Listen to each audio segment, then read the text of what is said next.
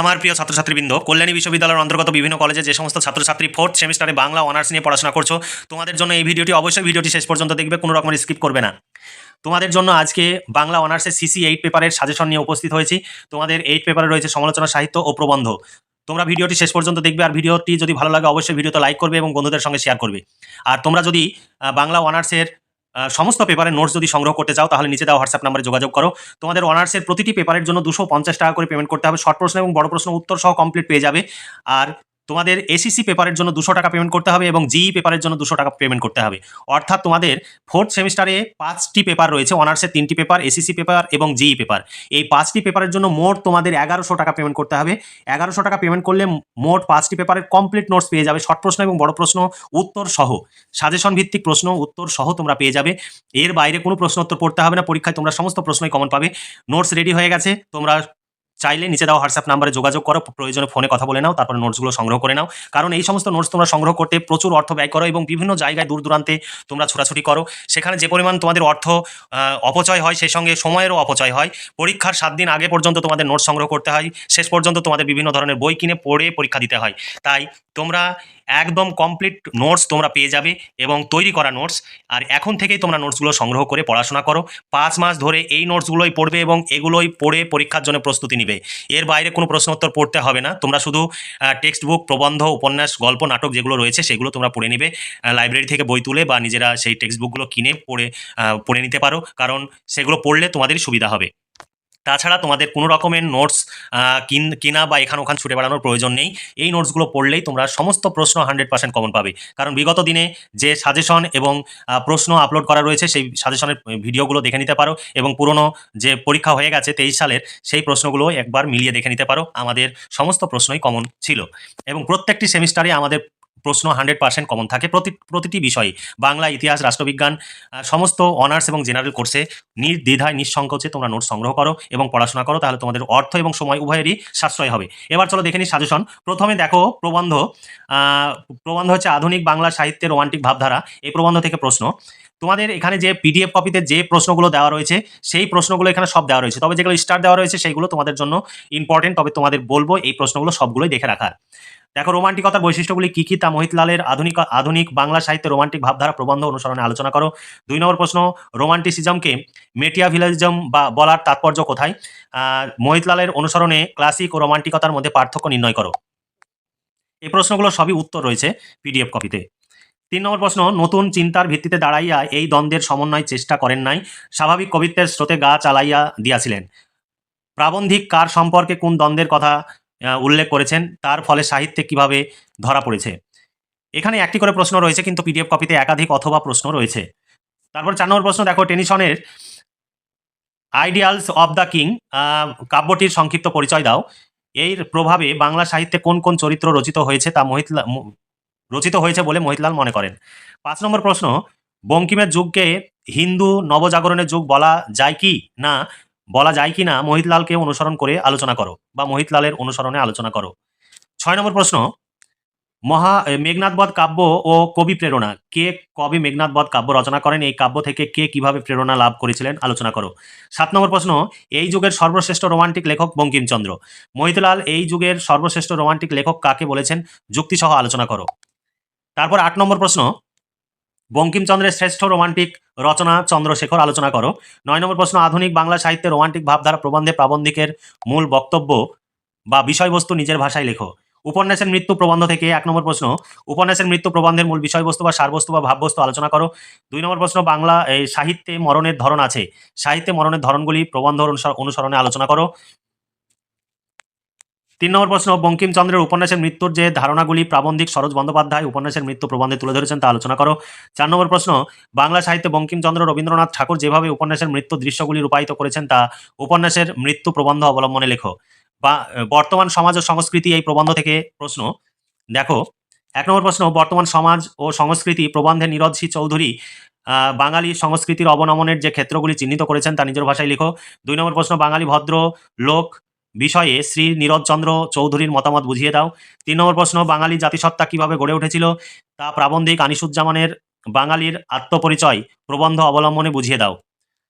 এটি বাঙালির আত্মপরিচয় চলে এসেছে, বাঙালির আত্মপরিচয় এটি লেখা হয়নি, হেডিং দিতে ভুলে গিয়েছি। তারপরে দেখো 4 নম্বর প্রশ্ন, বাঙালির আত্মপরিচয়ের নিশানাগুলি কি তা একবার খোঁজ করা যায়। প্রাবন্ধিক বাঙালির আত্মপরিচয়ের নিশানগুলি বলতে কোন কোন বিষয়কে চিহ্নিত করেছেন, কিভাবে এই আত্মপরিচয় গড়ে উঠেছিল তা প্রবন্ধ অবলম্বনে আলোচনা করো। 5 নম্বর প্রশ্ন, ভাষা নিয়ে জাতি, জাতি নিয়ে দেশ, বাংলা ভাষার উৎপত্তির সঙ্গে সঙ্গে বাঙালির ইতিহাস শুরু, উক্তিটির যথার্থতা বিচার করো। এবার রবীন্দ্রনাথ ও বাংলাদেশ এই প্রবন্ধ থেকে প্রশ্ন। 1 নম্বর প্রশ্ন, বাংলাদেশের মানুষ তাদের জীবনে সংগ্রামে কিভাবে রবীন্দ্রনাথকে গ্রহণ করেছেন সেই বিষয়ে রবীন্দ্রনাথ ও বাংলাদেশ প্রবন্ধে সঞ্জিদা খাতুন হবে, এটি সঞ্জিদা খাতুন যে মূল্যায়ন করেছেন তা আলোচনা করো। 2 নম্বর প্রশ্ন, আরবি ফার্সি শব্দের প্রসঙ্গে রবীন্দ্রনাথ যে মতামত দিয়েছেন রবীন্দ্রনাথ ও বাংলাদেশ প্রবন্ধ অবলম্বনে লেখো। তারপরে 3 নম্বর প্রশ্ন, রবীন্দ্রনাথ ও বাংলাদেশ প্রবন্ধে হিন্দু মুসলমান সম্পর্কে যে চিত্র সঞ্জিদা খাতুন তুলে ধরেছেন তা আলোচনা করো। 4 নম্বর প্রশ্ন, সঞ্জিদা খাতুনের রবীন্দ্রনাথ ও বাংলাদেশ প্রবন্ধের মূল বক্তব্য নিজের ভাষায় লেখো। এখানে একটি করে প্রশ্ন দেওয়া রয়েছে, কিন্তু পিডিএফ কপিতে একাধিক অথবা প্রশ্ন রয়েছে, যে প্রশ্নগুলো পড়লে যেমনভাবেই প্রশ্ন আসুক না কেন তোমরা সমস্ত ধরনের প্রশ্নের অ্যান্সার করতে পারবে।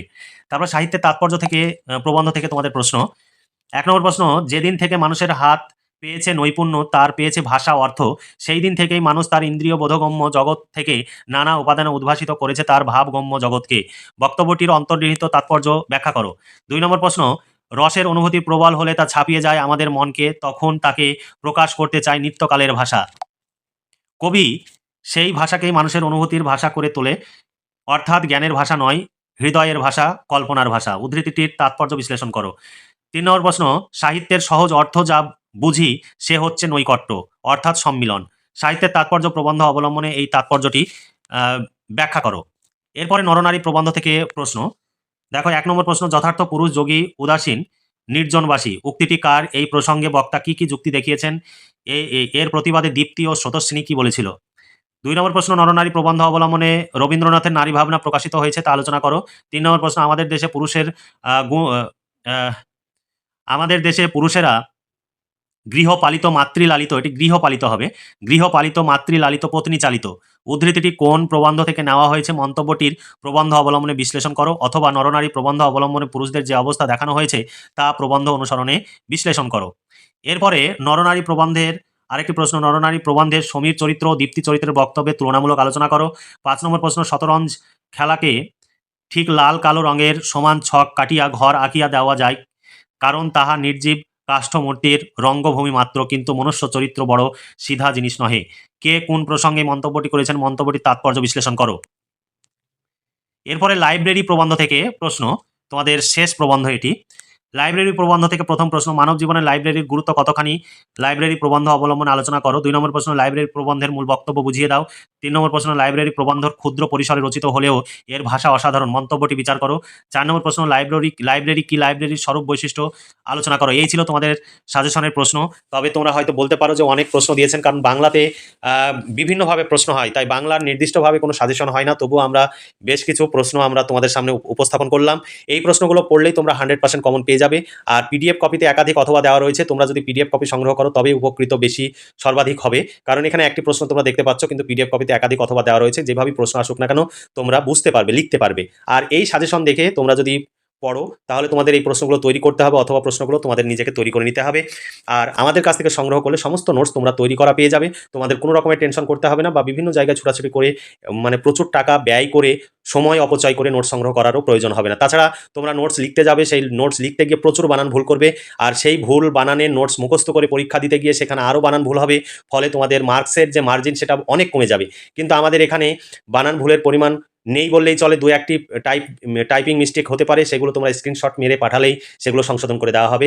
তোমাদের অনার্সের প্রতি পেপারের জন্য 250 টাকা করে পেমেন্ট করতে হবে, এবং অনার্স জিই এসিসি 5টি পেপার মিলিয়ে মোট 1100 টাকা পেমেন্ট করলে কমপ্লিট নোটস পেয়ে যাবে তোমাদের 4th সেমিস্টারের জন্য।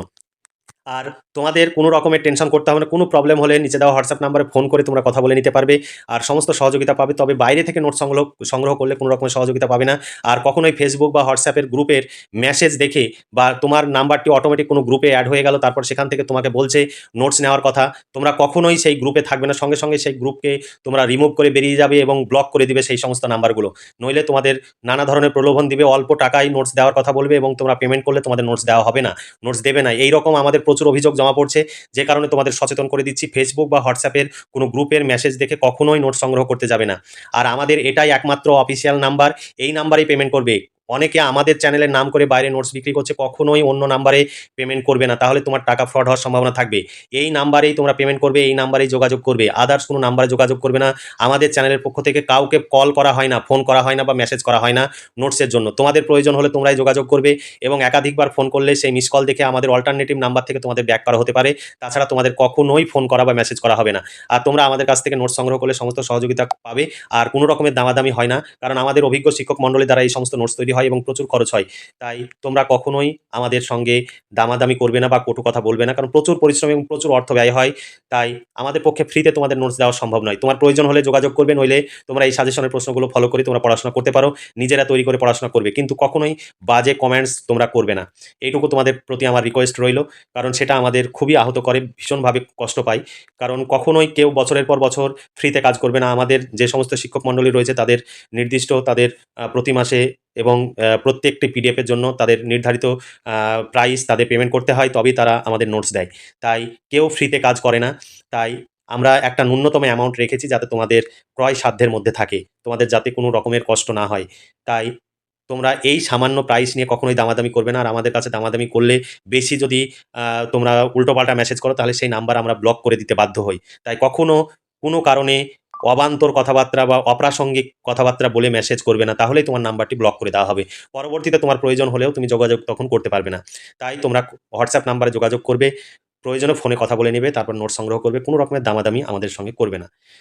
তাহলে আজকে এই পর্যন্তই। তোমরা ভালো থেকো, সুস্থ থেকো এবং খুব ভালোভাবে পড়াশোনা করে এখন থেকেই এই নোটস সংগ্রহ করে পড়াশোনা করো। ৫ মাস ধরে তোমরা পড়াশোনা করো এবং পরীক্ষার জন্য প্রস্তুতি নাও। তাহলে পরীক্ষার আগে কোনো রকমের তোমাদের টেনশন করতে হবে না। তাহলে তোমরা ভালো থেকো, সুস্থ থেকো এবং এখন থেকেই পড়াশোনা করে পরীক্ষার প্রস্তুতি নাও। এই শুভকামনা জানিয়ে আজকের ভিডিওটি এখানে সমাপ্তি ঘোষণা করছি।